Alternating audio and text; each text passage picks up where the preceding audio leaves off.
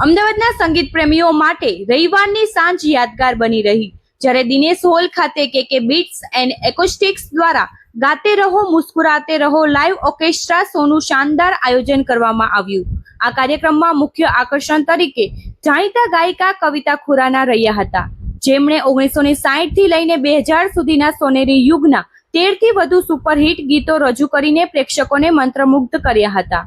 આ શોની વિશેષતા એ રહી કે તેમાં 20 વર્ષના યુવા ગાયકોથી લઈને 76 વર્ષના વયોવૃદ્ધ કલાકારોનો અનોખો સંગમ જોવા મળ્યો હતો, જ્યારે રિકેન દાસ ઓર્કેસ્ટ્રાના 9 સંગીતકારોએ લાઈવ મ્યુઝિકથી વાતાવરણને જીવંત રાખ્યું હતું. વાઇડ એંગલના ઓનર મનુભાઈ પટેલ અને ઇન્ફોર્મેશન કમિશનર રાજુ અય્યર સહિતના મહાનુભાવોની ઉપસ્થિતિમાં યોજાયેલા આ કાર્યક્રમમાં વૃદ્ધાશ્રમના વડીલોને પણ ખાસ આમંત્રિત કરવામાં આવ્યા હતા.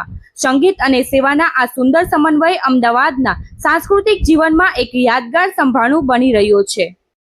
मैं कविता खुराना एक सिंगिंग का ग्रुप चलाती हूँ जिसका नाम है बीट्स एंड एकोस्टिक्स, और मैं इस फील्ड में पिछले 5 साल से हूँ। 5 साल से मैं गाना गा रही हूँ रेगुलरली, वो चाहे लाइव हो या कैरियोके हो, सब तरह के गाने हम गाते हैं।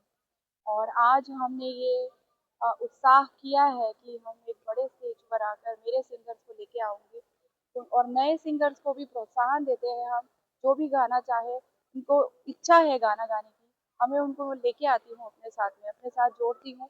यहाँ जुड़े हुए हैं, एक आप देख रहे होंगे कि एक हैंडीकैप लड़की है, वो मेरे साथ है, वो हमारे पिछले 2-3 प्रोग्राम से हमारे साथ है। तो हम हर तरीके के सिंगर को अपने साथ जोड़ते हैं और उनको एक नया स्टेज देते हैं और उनको परफॉर्म करने के लिए एक जगह देते हैं।